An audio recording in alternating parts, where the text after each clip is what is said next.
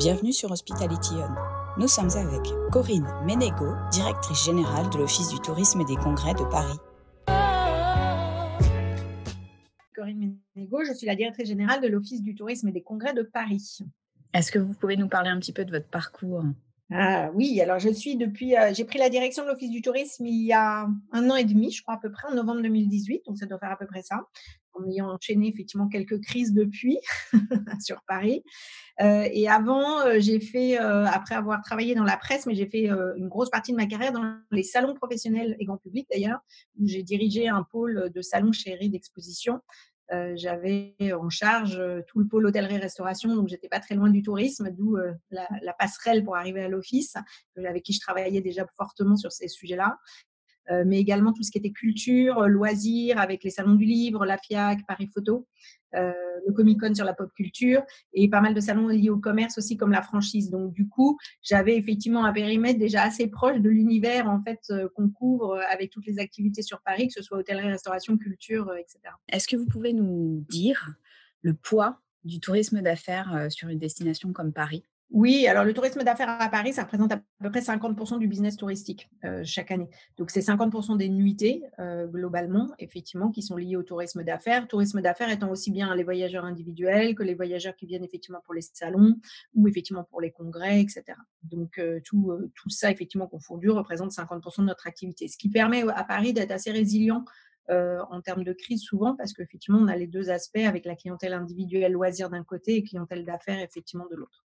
On accueille globalement plus de 1000 congrès par an et on est premier au classement d'ailleurs de l'ICA qui recense effectivement les capitales sur les congrès depuis déjà 2 ans, puisque ça fait la 2e année d'affilée et on est depuis déjà quelques années toujours dans le trio de tête.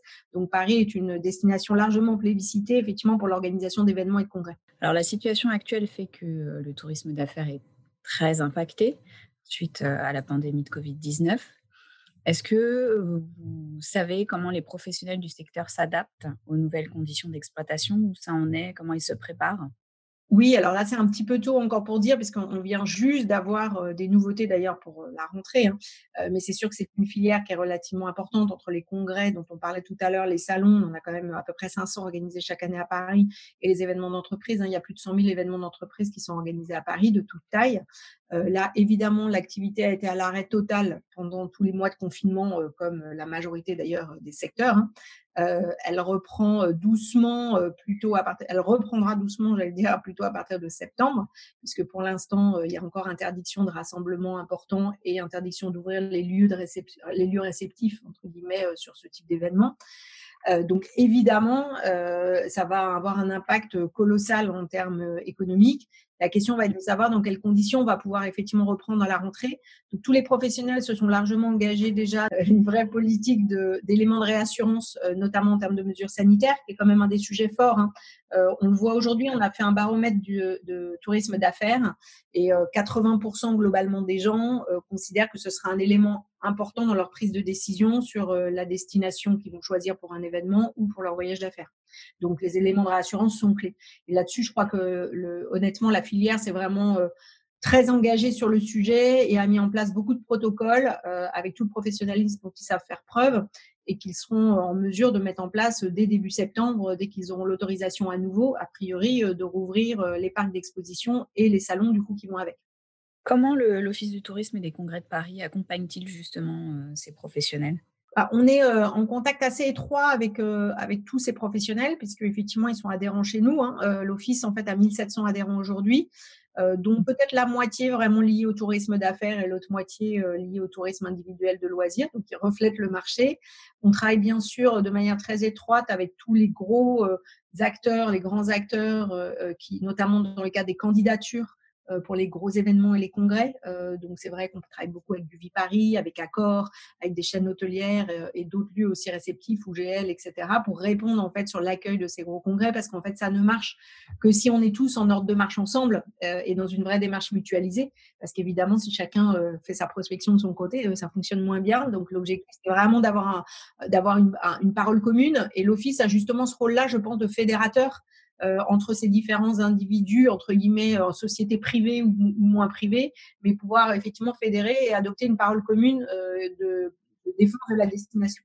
Après, on travaille évidemment beaucoup avec l'ensemble de la filière aussi là en ce moment sur les éléments de réassurance. Hein. Donc, on a fait une charte de notre côté qui s'appelle Caring Attitude, qui retrace en fait l'ensemble du parcours client. Parce que souvent, en fait, ce dont on s'aperçoit, c'est qu'un professionnel sur le tourisme d'affaires qui accueille un événement a un protocole pour son lieu réceptif, mais ne sait pas forcément quelles sont les autres étapes du parcours client du touriste qui vient à ce moment-là, en fait, du voyageur. Donc, on s'est attaché véritablement à pouvoir lui donner l'information sur l'ensemble du parcours, donc tous les points de contact, entre guillemets, du parcours client, depuis son arrivée à l'aéroport, son accès, les moyens de transport, les visites qu'il va faire, l'hébergement, la restauration, etc. Ce qui sont aussi des éléments que, du coup, chaque professionnel peut réutiliser dans son discours de réassurance vis-à-vis de ses clients. Après, dernier volet, on travaille beaucoup sur du contenu et sur de la promotion. C'est-à-dire qu'on essaye de travailler dans des temps normaux, je dirais, sur le contenu de tout ce qui est à faire à Paris pendant un événement, pour pouvoir aussi faire valoir l'attractivité de Paris. Hein. On sait que Paris est une place particulièrement attractive. Un événement qui se trouve à Paris, globalement, fait toujours entre 10 et 20% de plus d'audience que n'importe où ailleurs. Donc, il y a un facteur d'attractivité que, bien évidemment, on essaye de mettre en avant aussi et de leur fournir des éléments. Et puis, promotion, parce que, évidemment, on utilise nos réseaux et tout ce qu'on peut à l'international comme effectivement sur le territoire pour promouvoir cette filière-là et auprès des potentiels visiteurs. Et concrètement, pour la reprise, là, on va dire à la rentrée, tout le monde va croiser les doigts. Est-ce que vous avez prévu un dispositif particulier en termes de communication, de prospection, de workshop, etc. Oui, en fait, évidemment, on a normalement des opérations de prospection, des démarchages à l'étranger, réguliers, hein, toute l'année. Évidemment, pour l'instant, ils ont été stoppés. Donc sur la période de la rentrée, tant qu'on n'est pas complètement sûr des réouvertures, de lignes aériennes, de frontières et cetera, on a digitalisé ce plan d'action. Donc on a un certain nombre de démarchages qui vont être en rendez-vous digitaux, donc avec des workshops, des webinars, et cetera. Donc, ce qui nous permet quand même de garder un lien avec les clients potentiels MICE, notamment effectivement à l'étranger, et de quand même valoriser l'offre effectivement qu'on aura à Paris. On va faire une campagne B2B assez importante, je pense, dès la rentrée. Le planning n'est pas complètement figé parce qu'en fait, comme la situation évolue chaque jour, j'avoue que je me pose parfois la question d'accélérer ou pas. Et puis, ça dépend des pays, donc, mais on va attaquer le plus vite possible. En tout cas, l'idée, c'est de faire une campagne de réassurance aussi sur Paris, dans la même lignée d'ailleurs que celle qu'on va faire sur le loisir, hein, mais pour rappeler que non seulement Paris s'est doté d'éléments de réassurance sanitaire, mais surtout Paris est ouvert et avec des éléments de preuve à la rentrée, puisqu'on va avoir un certain nombre d'événements qui vont avoir lieu. Et l'idée, c'est aussi de capitaliser sur ces événements-là pour montrer qu'effectivement, en réel, Paris est véritablement ouvert et qu'on peut accueillir du monde et qu'on peut accueillir des événements à partir de là. Quel type d'événements, du coup, sont prévus là pour la rentrée? Alors, à la rentrée, il y a dans les premiers événements qui vont ponctuer la rentrée, il y a Paris Design Week, qui est fait par Maison et Objet, qui a annulé son édition, mais qui garde le parcours Paris Design Week, donc qui est assez visuel, parce qu'en plus, il y a pas mal de sujets. Ils ont un sujet sur les structures monumentales dans Paris, en partenariat avec la ville, donc on capitalisera là-dessus.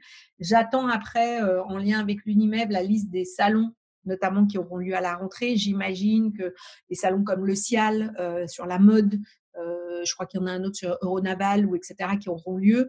Pour le coup, dès qu'on saura définitivement, parce qu'ils sont en pleine prise de position hein, et de décision, on complétera pour travailler avec eux, notamment les salons d'art aussi, des confirmations des tenues de FIAC, Paris Photo, bien évidemment, ce sont des leviers d'attractivité forts, hein, donc qu'on accompagnera avec plaisir.